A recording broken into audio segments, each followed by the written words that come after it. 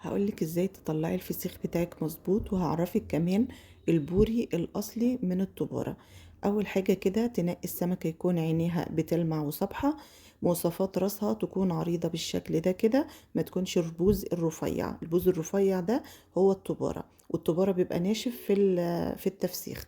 لون السمكة يكون ظهرها اخضر غامق زي ما انتوا شايفين.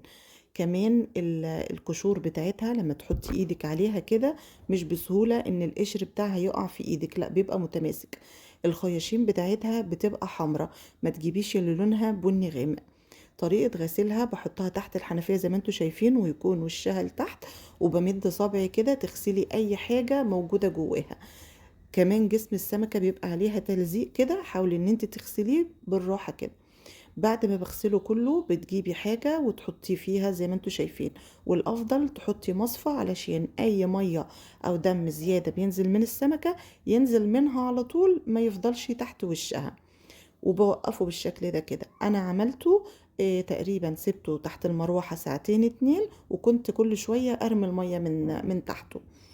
بعد كده انا جايبة هنا ملح خشن اللي هو من عند العطار. انا مش بعمله هو لوحده، انا بعمل معاه الملح الناعم. هنا علشان هو من عند العطار يعني واقع فيه كده كام حباية عدس من اللي هو بجيبه، فانا بشيلهم. بعد كده بقى انا بدمج معاه ملح ناعم، وهبقى اقول لكم بعدين ليه. بحطهم على بعض. في بقى ناس كتير بتبقى تسأل تقول هو مقدار السمكة بتاخد قد ايه؟ لا انا ما بعملش كده، انا باخد كمية الملح كلها وبحطها قدامي، وبحط في السمكة على قد مقدارها، والباقي بسيبه. بعد كده بحط معلقة بابريكا. ما بحبش احط الكركم، ليا تجربة معايا واحدة بس طلع ممرر، ما كررتهاش تاني. وبحط كمان معلقة شطة عشان يحافظ عليه، يبقى ملح ناعم وملح خشن، ومعلقة بابريكا صغيرة ومعلقة شطة صغيرة. بقلبهم في قلب بعض كده، وادي المية شوية صغيرين هم اللي طالعين منهم. هنا بقى دور تدليك السمكة. السمكة يدوب حاجة بسيطة كده من الظهر، ما تجيش يمة البطن خالص، ومن عند الديل يدوبك ضغطة واحدة كده. ما تفرحيش انه عمال يطقطق تحت ايدك، كل ما تهرسيه زيادة بيجمع دم، ولما بتيجي السمكة تستوي بتبقى لونها يعني بني غامق قوي ومش حلو، ساعات بقى طعمها مش حلو. بالنسبه ليا بقى الديل ده انا ما يعني ملوش اي لازمه، الا انه بس بيتحط في الاكياس بيقطعها لي، وبينزل الميه اللي هي المفروض الفسيخ يتخلل فيها، فبشيله خالص. بعد ما حركته ودلكته كده تحسوا ان برضو نزل ميه او دم، تجيبي منديل وتحاولي ان انتي تمسحيه بالراحه كده من الخياشيم يعني، وتنشفيها.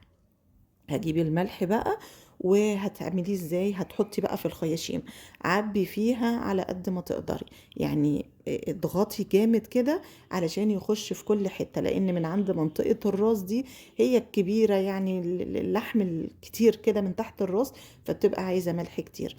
برضو ما تنسيش بقها، حطي فيها على قد ما تقدري غطسي يعني، زغطيها كده. خلاص بقى بصوا، هنا بقى دور الملح الناعم.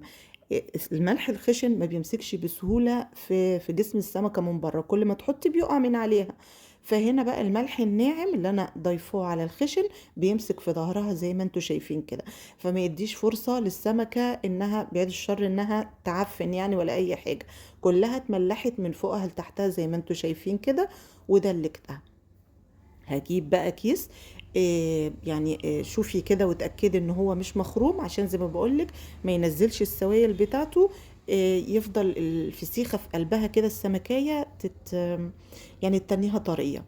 بحط فيه شوية ملح في الأرضية كده، وبرص السمك واحدة عكس واحدة، الراس عند الديل، وبرش رشة ملح بسيطة كده. وهنا بحط نص كوباية زيت، بس الزيت بتاعك يكون زيت أبيض ملهوش ريحة يعني. بصي بقى جت فرصتك بقى، يعني جيبي كل الأكياس اللي انت زهقانه منها في الشقه ومدربكالك الدنيا، لميها بقى، لمها كلها، وحطي اكياس على قد ما تقدري. اول كيس اربطيه كده وفضي منه الهواء، وتاني كيس وافضلي بقى حطي كل الاكياس اللي عندك بالشكل ده، والزقيه ممكن استرتش راب، بصي كتير كتير كده. وبعد ما أخلّصه باحطه على صينية وباغطّي يعني باحط عليه فوطة مطبخ كده وباحطه في فرن البوتاجاز، طبعًا هو مش متولّع، أو باحطه في ضرفة ضلمة كده وباسيبه. استنوني بقى علشان هنفتحه مع بعض.